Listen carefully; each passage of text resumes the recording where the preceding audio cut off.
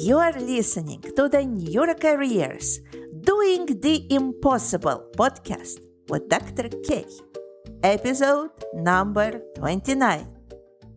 Dear Neurocareers podcast listeners, today we are continuing our journey into the careers in neuroscience and neurotechnologies. However, today our main interest is in the field of educational neuroscience or neuroeducation.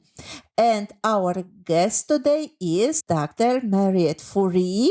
Dr. Fourie is joining us from the nation that sometimes is referred to as a rainbow nation, and Mariette will tell you why. And this is South Africa. Mariette is our first guest from South Africa. Mariette, thank you so much for coming to our podcast to share your knowledge, to share your passion in education. I'm very happy you're here with us today. Can you please start with introducing yourself and also telling us about your country, where you are talking to us from, and maybe some interesting details about the university you are working at. Thank you, Milena. Yeah, it is indeed such a wonderful privilege to join you again today from South Africa, like you said. I am Dr. Mariette Fourie. I am the quality manager for all academic programs and offerings at the Northwest University in South Africa. I have expertise in quantitative research design, including mixed method research. I'm also an affiliated researcher of the Education, Learning and Brain Sciences E-Labs in the School of Education at Drexel University, and I was appointed as subject matter expert for Drexel University in Mind, Brain and Education Sciences and the Learning Sciences during 2020 and 2021. I'm currently a co-investigator of 5 international studies, as one is led by the Online Learning Consortium on the awareness of neuromyths, Milena, and the other 4 is driven by Drexel University, and specifically Dr. Kristen Betts as the primary investigator, and my capacity is then of a quantitative research expert. We are indeed, Milena, a rainbow nation, and it's quite exciting to be in such a dynamic university. Thank you so much for such an exciting introduction, Dr. Fourie. You mentioned a very unique context of a place where education takes place. Can you elaborate more on the uniqueness of the context and specifics of education and its development in South Africa? Yes, Milena, that would be such a great honor for me to try and explain. South Africa consists out of 11 official languages. And then also represented in that 11 official languages is people of color and people of culture. And these differ across contexts. We are now almost 3 decades into the democracy era. The landscape of higher education has really changed dramatically in the past 30 years in South Africa, where we have now a much more diverse cohort of students in front of us. And we have a language of teaching and learning, language of instruction now is of these 11 languages. It is only 3 of these languages that we facilitate teaching and learning in higher education. So you can imagine that some of these learners have to then school in most probably a second language most of the time. So it is very important that we make lecturers, faculty, academics as university teachers, we make them aware of their progressive pedagogies in terms of facilitating the learning process that should take place and the examples that they use in the classrooms to make learning happen. We also have a specific project in higher education is to decolonize our higher education curriculum. And that means that you must use examples familiar to the student in front of you. If you come to how the brain processes information, this is what I'm so excited about. We all have the brain and the anatomy of the memory systems and the anatomy of the brain. We are all similar regarding our cultural differences, our racial differences, and our linguistic differences. The bottom line is that the brain learns the same. Yet, what we must regard is that the brain doesn't develop the same. And at a certain stage, the brain development is then either inhibited or enhanced. And it's especially then in education. We are indeed not neuroscientists like yourself, Melina, but I think we are in one of the few professions that must make the brain change, because every time you learn a new fact or skill, your brain changes. And if you regard then how new information must be connected to prior knowledge to make that assimilation or adaptation in the schemata of the brain structures, then you cannot but otherwise decolonize the curriculum. So in South Africa, we referred a lot to the global north, which includes America and Europe and all of those countries, and adopted from them a curriculum suitable for our learners. And the big debate was in 1994 when we went over to this democracy, is then actually to see that we regard also the indigenous knowledge systems that existed in and amongst the Xhosa people, the Zulu people, because there's rich cultural information and history embedded in those indigenous knowledge formats. So that is basically just to give you an idea that we have very distinct continuous professional development programs based on student development, staff development, and also curriculum development that is funded by a university capacity development grant by the Department of Higher Education and the government to actually then assist us in taking all of these nuances into consideration, how to decolonize the curriculum as a transformation imperative. How do we train staff and students alike to actually then the teaching and learning spaces in our South African classrooms? Yes, thank you so much. And we still might touch this topic and explore some examples as we go, because you are still talking from that context, which is very relevant. Now I would like to talk more about you and your specific work in the area of educational neuroscience, education. I was very impressed when I first time heard you talking about this topic. Usually we talk about attention, memory, cognition in general. However, you're emphasizing already higher stages of processing, of thinking, which is metacognition and also epistemic cognition that I actually was very, very familiar with.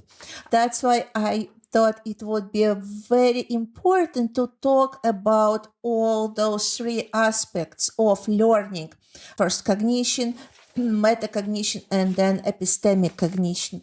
Maybe you can provide definitions for each of those in a very simple words, in a very simple way, so that students who are listening to us or somebody who never dealt with those processes would be able to understand what we are talking about, and then we can dive in more about application of those concepts already in education.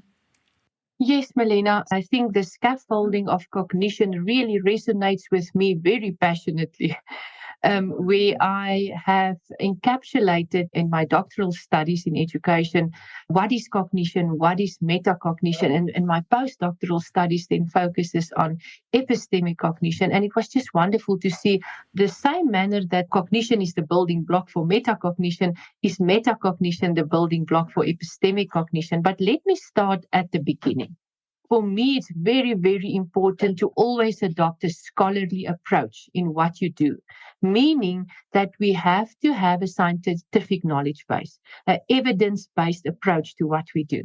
So I'm going to start off to say that the scientific knowledge base that undergirds and serves as a nexus to unravel the complexity of the ambiguous but subtle factors to learn maximally is couched in the fields of educational psychology. So the human cognitive neuroscience has really made enormous strides in understanding the specific cerebral circuits underlying the particular domain of education. Knowledge from the neurosciences also lends itself to the applications to education. And I would then hypothesize that the predictive value of neuroscience data to learning is opted to be greater than of genetic data, I think. So studies have indicated that learning and memory, like you said, contribute to neuroplasticity, for example, which in turn then regard the significance thereof in early development of the brain structure and functioning. So it is all exciting just to be familiar with this space before we then can go on to the scaffolding of this cognition. The future of education and the neurosciences are inextricably intertwined, in my opinion. And I think that is one exciting phenomenon that we can look forward, and that our educational practices are being and will continue to be transformed by science. I think that is very, very exciting. So there are two mainstreams of knowledge, in my belief, that link neuroscience and education. And so the first knowledge stream is what we are going to talk about. Claims that the brain structures are responsible for various educational processes like reading, attention, memory, calculation, and language acquisition, of which the cognitive and metacognitive processes are evident. The second stream of knowledge, and this is very broad, regards the manner in which educational processes affect brain structure and function. And there's where we scaffold now to more the metacognitive and epistemic cognitive skills. So over the last few years, and especially in my experience, extensive research has demonstrated the role of these educational processes in learning, i.e. then the scaffolding of cognition. More specifically then in the field of neuroeducation. So for instance, learning to read is also one of the most elegant examples of the neuroplasticity of the brain. So brain research does inform teaching, learning, and also how we reform, the school system, the schooling system, and also the education system in higher education in terms of this epistemological access that we need to provide. So we are, in my opinion, once again, at the beginning of a new vision in which scientists, educators, and the hybrid educational neuroscientists can all work together towards this reformation, this whole reconstruction of how we teach. And in order to be able to attend to the educational needs, to the diverse group of learners and students that we have in a modern society, I think it is very important for teachers to adjust their teaching knowledge from brain research. So as Tracy Tokahoma Espinosa provided us with a mind-brain education sciences phenomenon, the listeners should also remember with me that this is actually a combination of the field of psychology and neuroscience. And where those two fields meet, we call it neuropsychology. Then psychology also meets with education. There we call it educational psychology. And then neuroscience and education meet where we call it neuroeducation. But when we bring these three fields together and their subfields, we get to mind, brain, and education sciences. So my focus is not only on the neuroeducation part where neuroscience and education meet, but moreover so also the neuropsychology and the educational psychology aspects of mind, brain, and education sciences as a whole. And just to also remind the listeners that there is certain principles of this mind, brain, education sciences encapsulated in all these fields and subfields. So very briefly, number one, human brains are as unique as human faces or fingerprints, all right? Each individual's brain is differently prepared to learn different tasks. So if we don't understand these precepts, before I come to the scaffolding of cognition, it won't help us in any way to scaffold cognition. So we must know, firstly, human brains are as unique as human faces or fingerprints. Each individual brain is differently prepared to learn different tasks. And new learning, very, very important, is influenced by prior experiences. And that is why when you have a diverse cohort of students in front of you, you have to have a definite pedagogy that regards how learners learn, how the brain learns new information by connecting it to prior experiences. Also, the brain changes constantly with experience. Number five, neuroplasticity exists throughout the lifespan, and then there is no new learning without some form of attention and some form of memory. And these are, I think, very important just to mention to our listeners in terms of how we scaffolding these cognitive processes in the brain. In discussing epistemic cognition, we focus on thinking about forms of knowledge and ways of knowing.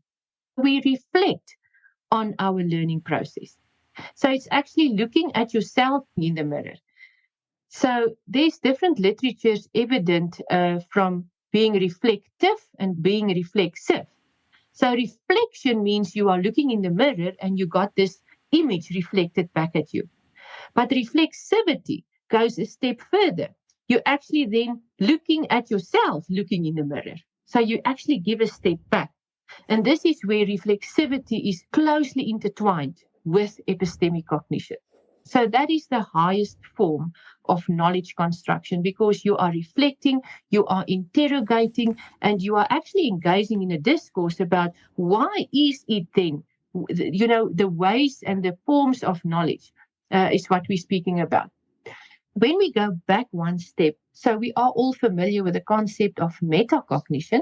So metacognition is then thinking about thinking. So metacognition is then necessary for epistemic cognition. But before we can reach a metacognitive awareness in the classroom, we have to understand cognition. So students must be metacognitively engaged in the learning to make sense of their thinking, because thinking is cognition. So the knowledge construction process. So knowledge, cognition, ways of knowing, and ways of being are intertwined when we reflect upon learning. Referring to how the human brain learns, cognition, successful transfer of learning can only happen if knowledge is transferred from a familiar context, also built onto the principles of mind brain education sciences, in which this knowledge were constructed to new and unfamiliar contexts. So that is cognition, all right? But the effective teaching and learning of transferable skills are one of the key pedagogic challenges, I think, currently facing education today. So, allowing students to reflect on their learning and how they construct knowledge is a powerful metacognitive strategy for the transfer of learning.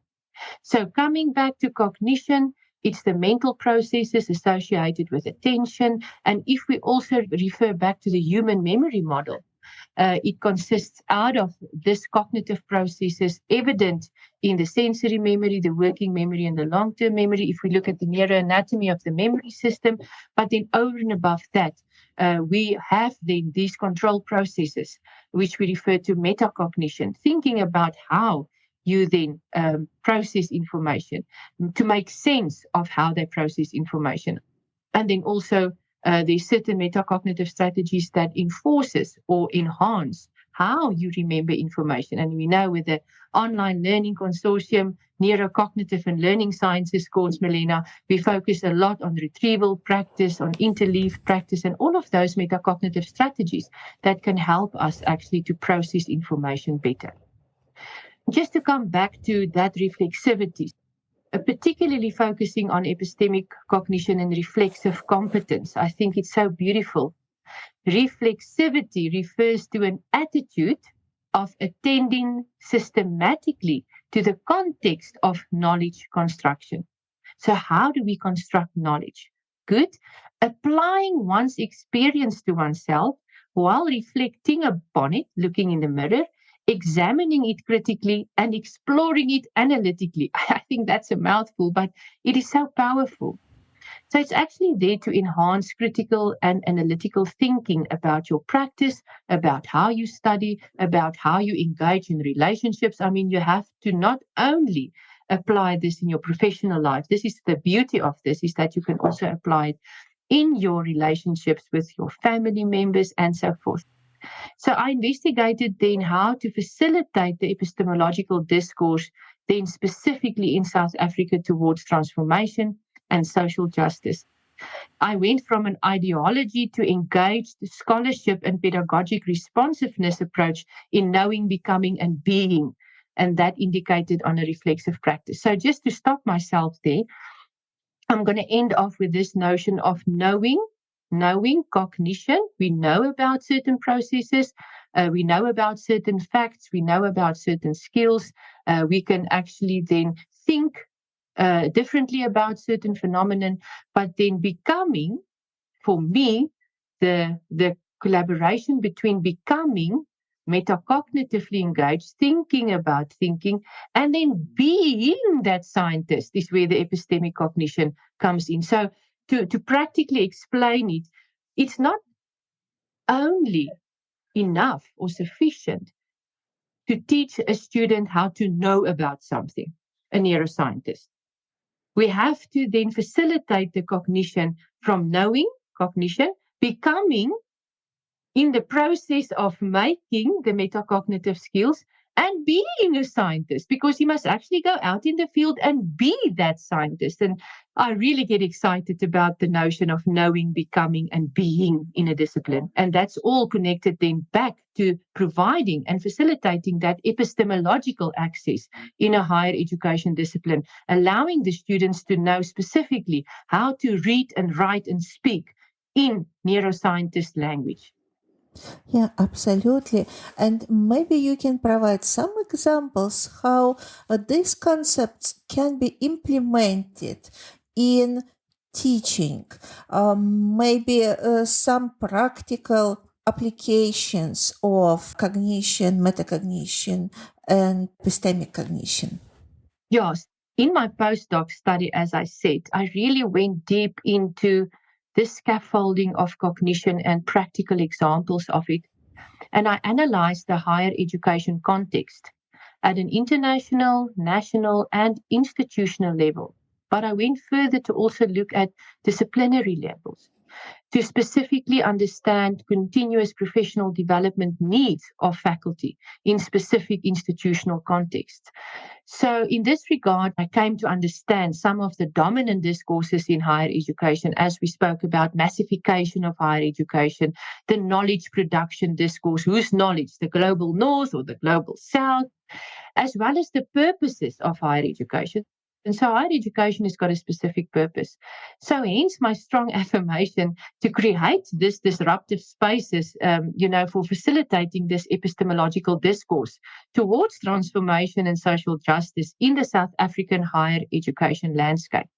I further tried to also demonstrate an understanding of the university as an academic workplace, but also as a community of practice.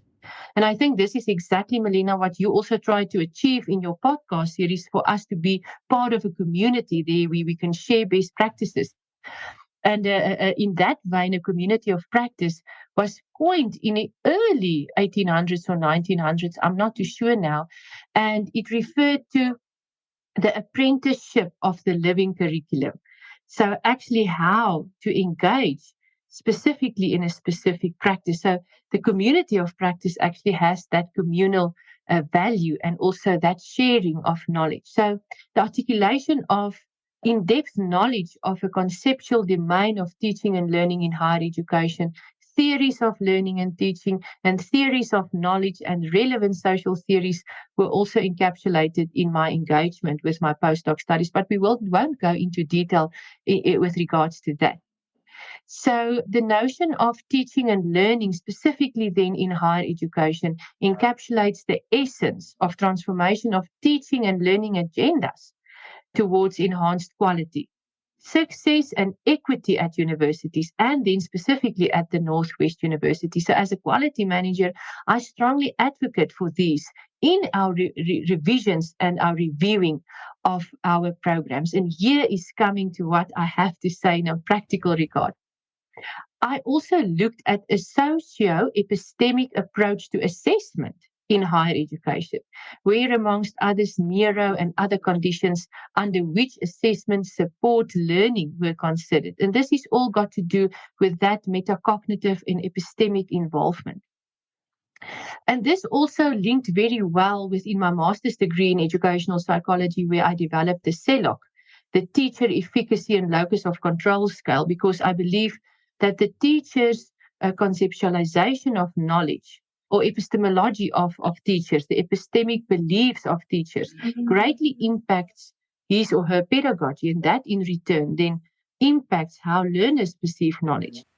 So we cannot separate the epistemic, when we speak about epistemology and then also epistemic cognition, what is then being transferred from the lecturer or the faculty to the student, because what they believe in, the ways of knowledge and the ways of knowing greatly impacts the pedagogy. So also the belief of the teacher, how well he can teach a student, also brings me back to mind-brain education science in terms of positive psychology and that belief that you had. So in this vein, facilitating student access then to powerful knowledge is a social justice imperative in South Africa specifically.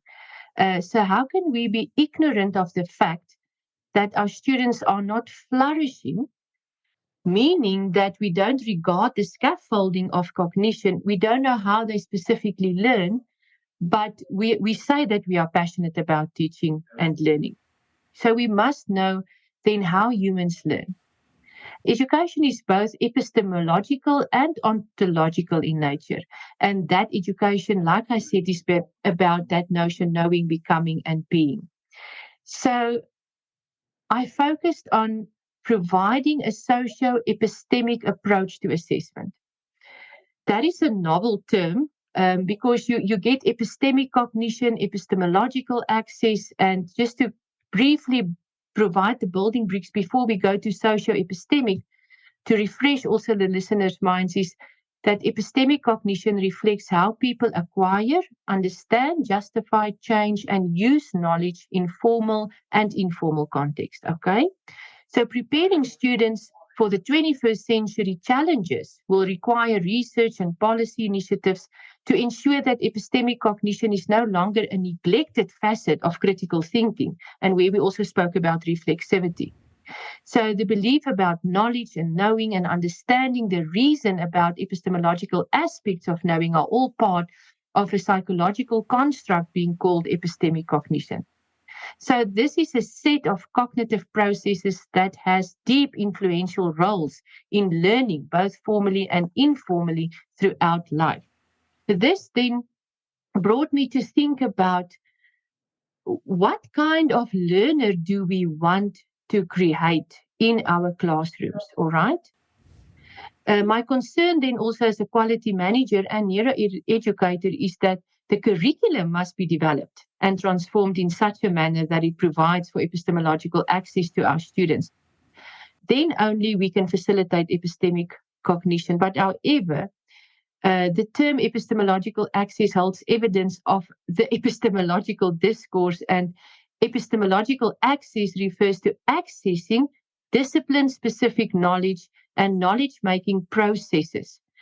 And our epistemological beliefs are derived from our ontological orientations, which in turn affects our concepts, theories, and practices. So coming back to what I've explained is that if I am the lecturer, if I'm the faculty, and I have a student in my neuroscientist class, how am I going to teach him to become a neuroscientist? Well, obviously, you are going to scaffold cognition, but then in between this learning process, this facilitation of learning, we also have to assess. You have formative assessment and summative assessment. And you also have assessment for learning and assessment of learning and assessment as learning. So many educators treat the assessment process as separately, Milena. And I think assessment must be an integral part of how we facilitate learning in the classroom. So, having explained epistemic cognition and epistemological access, hence my passion for a socio-epistemic approach to assessment. So this is an approach to assessment that I have thought of that encapsulates also a social constructivist learning approach that facilitates this epistemic cognition within students. Now, how do we do that? We treat them as a contextualized teaching and learning participant. All right, so we bring this contextual space of prior knowledge linking to new knowledge. So it's not like you treat the learner as a decontextualized learner, all right? So a socio-epistemic approach to assessment regards then the socio-cultural diversity of our students because they all come from different backgrounds. So we have to then facilitate their epistemic becoming in higher education.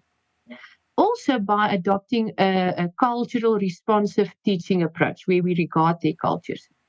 So for me, practically, the conditions under which assessment supports learning, this socio-epistemic approach where we have practical examples of metacognitive engagement. The first thing that I suggested is that we foster metacognitive engagement, and this also results in pedagogical intelligence of students. How beautiful is that? So, cognitive engagement, just to go back, entails what kind of thinking processes or levels of thinkings are used at different times of the learning process. So, say, for instance, we want to learn a new fact or skill. The first step is then to connect prior knowledge to the new knowledge. So, I normally use the example when I used to teach my BEd, my Bachelor's of Education students, those that want to become teachers. And then they have these lessons that they must present, these sample lessons or simulations. And this is a very simplistic example, Melina, but just to drive the concept home. Say, for instance, your lesson topic today is to teach about the dangers of pregnancy. Like I said, this is a very simplistic example, but we drive the concept home. Many of the student teachers will then stand in front of the class and they knew me already. They will look back when they make a mistake and then they will laugh and we will just, learn together. And then they will say, the topic of today is the dangers of pregnancy. Who can tell me what is the dangers of pregnancy? Then I say, stop. Your lesson topic today is the dangers of pregnancy. So you must establish prior knowledge first. And then also remember, the brain learns with focused attention. So you must grab their attention by some or the other kind. So I suggest, and then I gave them an example. So I came into the classroom with a pillow underneath my clothes so that I look that I'm expecting. And then all the students were laughing and chi. And I said, oh, good morning. How are you? So what do you see? So I stimulate the sensory memory. All right. Because how does information enter our brain from the environment? Through our senses. All right. So I stimulate each and every sense. So as we also know from the neuroanatomy of the memory systems that our sensory memory, Melena, consists of audio, visual, and kinesthetic. And there is where I believe the neuromyth of learning styles came about because teachers used to tend to only stimulate one neural pathway, being auditory or being visual or being kinesthetic. But I believe, and scientists say, and I think you can agree with me, that we have to stimulate all the senses in order to focus the attention. Now, I know it varies now from, I'm maybe explaining this on a PK through 12 level, but for people to understand the principle and then to apply it in their own context, I think is very important to understand the principle.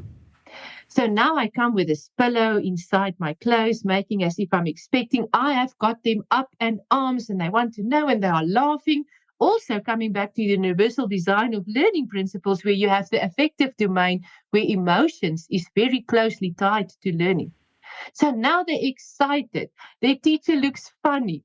I will even wear a head scarf and whatever is necessary to grab their attention and to stimulate all their senses.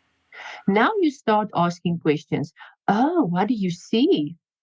And they will say, oh, ma'am, you look like you are expecting. I said, oh, yeah, you are quite right. You know the cycle, you know, the period that a woman is pregnant. And then you start stimulating them for things that they already know out of their own backgrounds. And you also refer to their cultural situations because for some cultures, the delivery is different. So now you got them engaged and you have their attention, all right?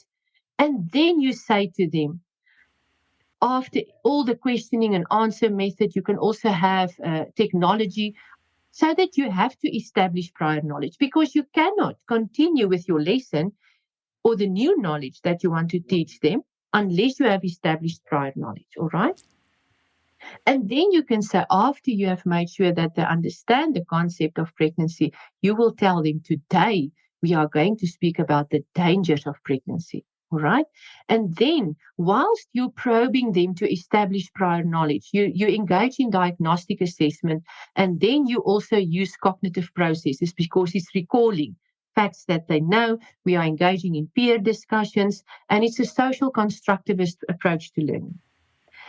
So, then we are familiar with the concept of metacognition now. So now you can then interrogate them in a positive manner in terms of asking one another questions. So thinking about that thinking process. Do you really think that this is the situation with this type of situation where a woman is pregnant only for 3 months? No. You see, now they bring together what they've learned from their textbooks and you bring them outside that cognitive process because they have learned that expecting time is about 9 months. So yeah, you know that there's premature babies born on 6 months, for example, but now you make them thinking about their thinking. So whilst we are probing, this cognitive engagement now entails what kind of thinking processes or levels of thinking are used at different times in this learning process. And now you also then scaffold from, like I said, this existing knowledge to the new knowledge. We must also then ensure that they are metacognitively engaged. And Milena, I speak about assessment now. I'm going to give the listeners also practical examples of how you can get a learner metacognitively engaged to make sense of their thinking. So, metacognition, I just want to also share that it focuses on what cognitive strategy is available to solve a problem irrelevant of how I can learn better, of how I can figure out what is the story now between this new information that I'm getting confronted with the existing information that's already embedded in my long-term memory. Epistemic cognition, now we focus on thinking about, like I said, forms of knowledge and ways of knowing. So, referring back to how the human brain learns, successful transfer of learning can then only happen if knowledge is transferred then from familiar context, like I've explained. They know what pregnancy is, and now we can then go to an unfamiliar context, for example, the dangers of pregnancy. So, in fostering this metacognitive engagement and criticality, facilitating a deep approach to learning is very, very important. We cannot expect students to meet any assessment expectation if they do not understand why we assess them or what is the assessment criteria. You will see many times, based on the lesson that I've explained now the teacher will assess the learners. Now she will say, write an essay on the dangers of pregnancies, 20 marks. There's no expectations communicated to the students in terms of a rubric. What is the assessment criteria or what is the standards? So, facilitating that scaffolding of cognition, they can provide thoughts about pregnancy and the dangers, the factual information about that. But you must, in your assessment practices, guide the student and scaffold their cognition to say, in your essay, refer to the dangers of pregnancy. Also refer, and that will count so many marks. All right. If you do it well, according to a rubric, you can give them the different scales and criteria. Furthermore, also elaborate on the significance of these dangers in terms of the child's health. You understand? Now they must apply their knowledge and think a little bit differently.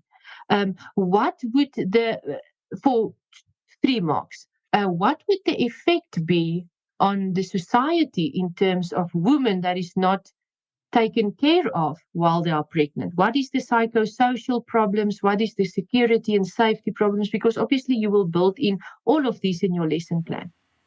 So instead of just telling the student, write this essay about dangers of pregnancy, you have to be very explicit in how you scaffold their knowledge and their thinking processes in terms of displaying or showcasing that they understand. And then also thinking about thinking, you will then, to become reflexive, you will tell them, provide your personal reflection in terms of the legal implications if a woman is not looked after, in your opinion, coming from your background. You see, now they think about what they thought about in terms of dangers of pregnancy and all the contextual issues thereof. Now, reflexivity is then you examining your own practices, reflecting on it. So it's a critical application of, so what I wrote here, does it actually make sense? The knowledge that I produced, does it make sense in terms of a legal perspective or a personal perspective, whatever example you want to use? And this then will also having this social constructivist approach where students can also then, before the assessment, engage in conversations, about this. So again, scaffolding their ability to provide this epistemic cognitive skills by means of a community of practice, even within your students, is one but endeavor to increase their understanding towards improved learning performances. So before coming to a formal assessment, you actually have to then informally assess them and allow them to actually become familiar with their thinking about thinking. Because to be reflexive, to actually then gain this epistemic cognitive reflexivity, there's certain steps also involved in this process. So yeah, Madeleine, it's a mouthful. So by means of this, we facilitate pedagogical intelligence within students, and it's an excellent manner to stimulate metacognition, where students are not only introduced to the disciplinary discourse, but also to the teaching and learning discourse, exactly how their brain processes information, how they learn, and how they engage in metacognitive skills in judging themselves and the course or the lesson or the assessment that they are undertaking. So we must teach students how their brain processes information, and we must actively facilitate this cognition in terms of how they process information and how they actually then get to this reflexive competence. So that is really very, very important for me in terms of how do we create this socio-epistemic approach. So I also refer to academic integrity. I also refer to stimulating the student's sense of self. Thank you so very much, Dr. Fourie. And you just mentioned the importance of understanding how our brain processes the information. You also mentioned, among others, participation in research where you are looking into the neuromyths. So myths about how our brain processes the information. Can you tell more about this research? What is the problem with the myths, where they are coming from, and what are you doing to maybe change the situation that exists at the moment? Yes, maybe I can refer to the conference presentation that myself and Dr. Miller and Dr. Betts engaged with and presented. The topic of our presentation was the fish that climbs a tree. Pedagogies in context through the art and the science of teaching. And that was so inspiring for us. Like I said, having an understanding of neuroscience would enable educators to evaluate misconceptions about the brain. But first, what must we do? We must have an understanding of neuroscience and avoid accepting information or commercial products that are not evidence-based. All right. Remember, we said that in the beginning, I adopt a scholarly approach to what I do. So advancements in technology have greatly promoted brain functioning in contradiction to early models promoting these neuromyths. And I can make use of a few examples. For example, humans are only using 10% of their brains. Some individuals are left-brained and the others are right-brained. different teaching styles, learning styles of students, coming back to the sensory memory explanation that I've given from my own background. So there are early models that promoted this, and we all believe that because we didn't have the advancement in technology that we have now.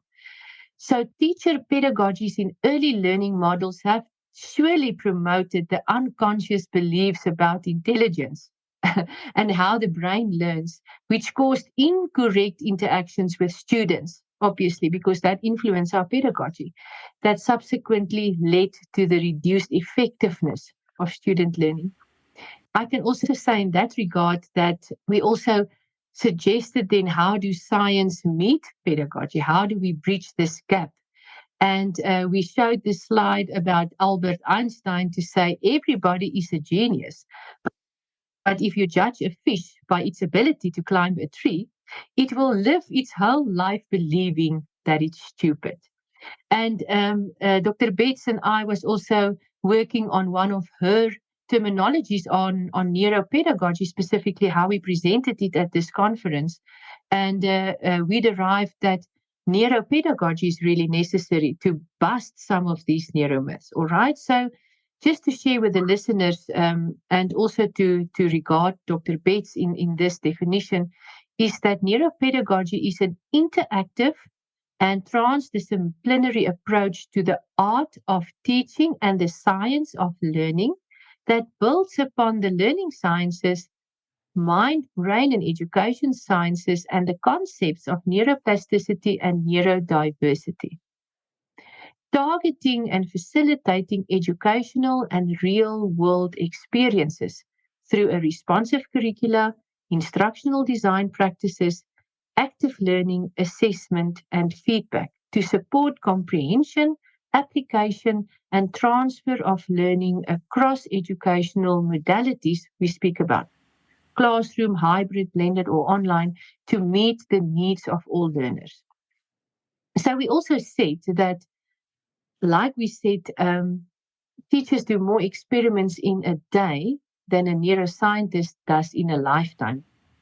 So, a redesign of teacher preparation and development, incorporating the mind brain education science knowledge base as an appropriate hierarchy of skills, is really vital to give teachers a really solid grounding in the learning sciences. Beginning with the basics, Melina, and then becoming more sophisticated over the course of a teacher's career.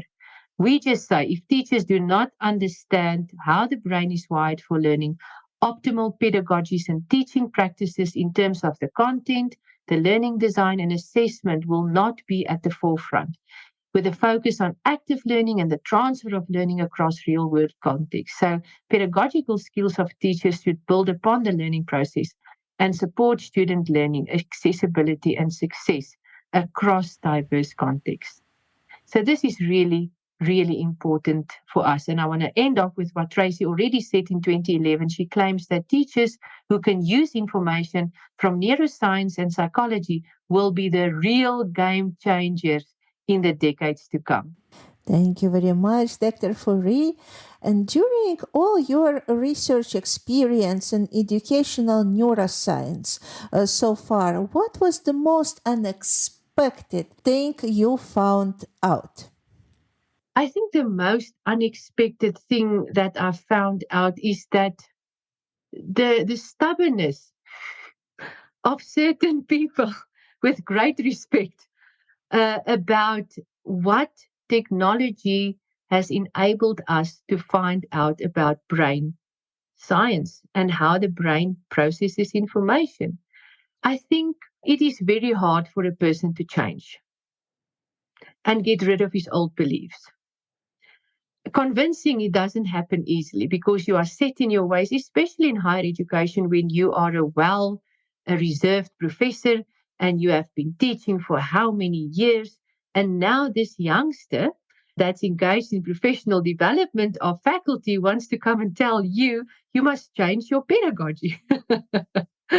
So even though there's scientific insights about how the brain learns, I mean, I refer to the Universal Design for Learning framework, and all of these evidence based practices people will not believe you. They will think it's some kind of a movement that's trying to change the world in a wrong manner. So that is really interesting, is that people are so firm in their beliefs and they set practices. And this brings me to the crucial fact. And also, I shared with you that I'm busy writing a book on how to effectively apply the principles of mind brain education science, or how to effectively apply your brain and how the brain learns in terms of our classrooms, and then specifically focusing on, for example, nutrition and the brain, because I think there is a lot of fixed mindsets that was created in terms of these neuromyths. And in terms of telling people, eat pumpkin, you'll become clever. People just believe that. And I think it's transferred from one generation to the other generation. So there must be scientific evidence looking at the synapses, looking at the chemical, electrical impulses, and what actually happens in the brain when we learn, to be backed up by these scientific evidences. But then, how do you make people believe that? Well, coming back to the affective network in the Universal Design for Learning framework, and also that's why I mentioned the MAPAC and the CELOC as part of my studies, is that belief that you can teach a student irrelevant of his background. But you have to have that belief only if you can understand how the brain processes this information. That will enhance your confidence. So you actually have to then engage with the faculty in terms of what are their current struggles. So class rates are low, the averages of tests are low, and that's why I also focus specifically when I provided the example on assessment. So how do we assess? So it's not a one-liner, Melena, it's many facets that we have to regard. But I think the bottom line for me is, like I said, people's resentment to change their pedagogies, but also being, they don't really believe this new way of doing things. But if you actually tell them about the generational differences, the scientific research done in terms of only generational differences, and now the new generation Z is learning in comparison with generation Y or earlier generations X, then because the whole landscape has changed in terms of where we are heading with technology advancements. So for me, to have a subtle approach and to actually go and find out where is the frustrations and where is the struggles, low throughput rates, students not attending class, so to try and help them and assist them in areas where they struggle. I think that could maybe be some vehicle in these misconceptions about how students learn, and these prevalent neuromyths still in our society. And it's still evident in the study we did now. We replicated the study for higher education, also sport coaches, PK through 12 educators, undergraduate students. And you won't believe the awareness of these neuromyths are not yet there where we want it to be. We are neuromyth busters, and we still got a long way to go. But at least there is a significant increase. But Melena, I must tell you, there is still a lot of people that is stuck in the old ways of doing things. And I think that is the most interesting thing for me. Thank you so much. That is a very exciting topic, neuromyth busters. I think we need to make a podcast.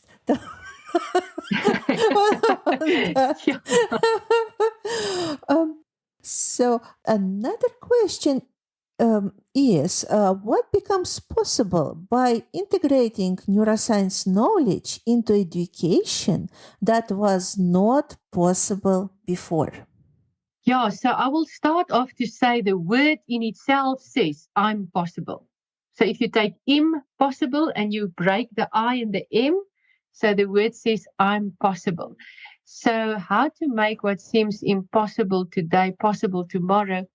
I think, Melena, is just to be able to continue creating this awareness about the neuromyths and how knowledge changes due to the technological advancements of our age, like I said. So for me to be an advocate for how the brain processes information and teaching our students how the brain processes information, I think if that can happen, learning and teaching would become transformational. And with having said that, by implication of adopting a neuroeducation approach to how we assess, like I have explained, I think is really powerful, because we want to create, and I want to come back again to the knowing, becoming, and being of our students in higher education. How do we teach them? How do we assess them in our disciplines? What is the type of learner that you want to create? Who does that learner need to become in your classroom? We really have to be very cognizant of, first and foremost, what is the knowledge that you want to convey in your discipline, to be able to facilitate from cognition and scaffold to metacognition and epistemic cognition, to really allow that student the epistemological access in higher education, to enable him to read, write, and speak the language of a neuroscientist, like we said during the interviews.